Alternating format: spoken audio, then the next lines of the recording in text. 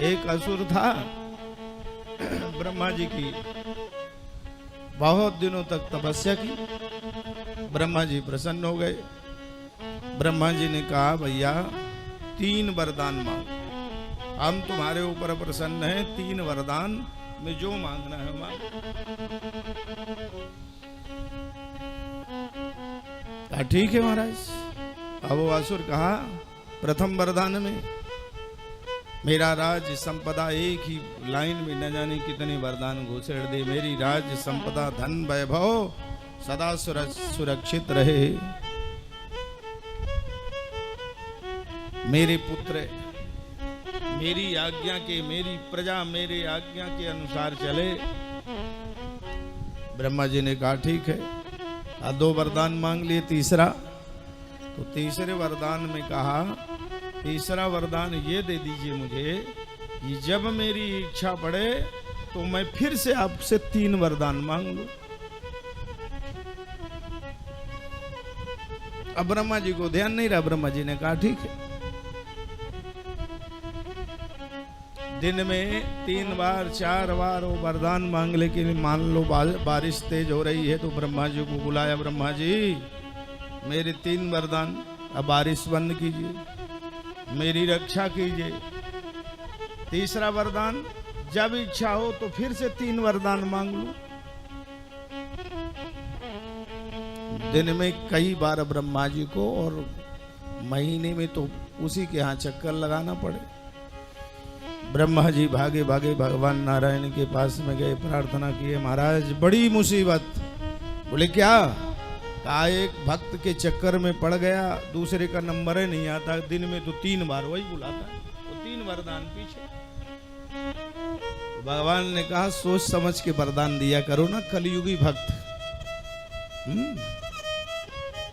किसी महापुरुष के, भगवान के पास में, और एक शिक्षा मान लो, यदि किसी से, किसी देवी देवताओं के पास में जाते भी हो, भगवत साधना करते हो, शारीरिक दृष्टि से, भौतिक दृष्टि से कुछ मांगना है तो एक बात मांगो।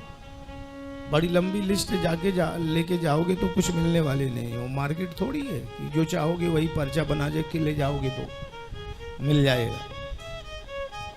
तो भगवान के पास में जो कामना हो, आपकी साधना के अनुसार, अपने भक्ति के अनुसार एक ही बात रखना चाहिए।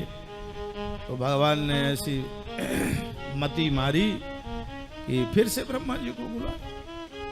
तो ब्रह्मा जी आए, 2 वरदान दिए। तीसरे वरदान ने भगवान ने उसको सद्बुद्धि जी कि महाराज तीसरा वरदान ये दे दो कि मैं सदा सर्वदा आपका गुणगान गाता रहूं, मैं आपके गुणगान से कभी पृथक ना रहूं।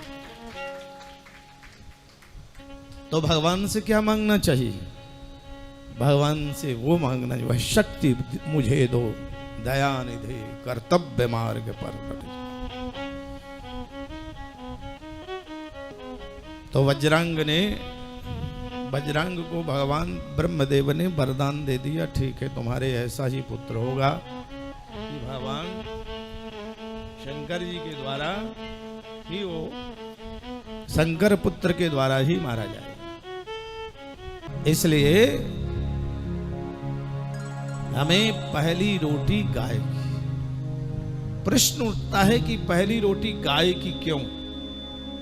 पहली रोटी गाय की इसलिए कि आप जीवन में पहली रोटी गाय को देंगे तो वही गाय वैतरणी के समय, अंतिम समय में जब आपने पहली रोटी दी या गऊ को दिया, तो अंतिम समय में वही आपकी गौ माता रक्षा करने के लिए वैतरणी में तैयार रहती है और आपको पार करती है। इसलिए गौ माता की बहुत बड़ी है, अपार महिमा है। क्या है वो भजन?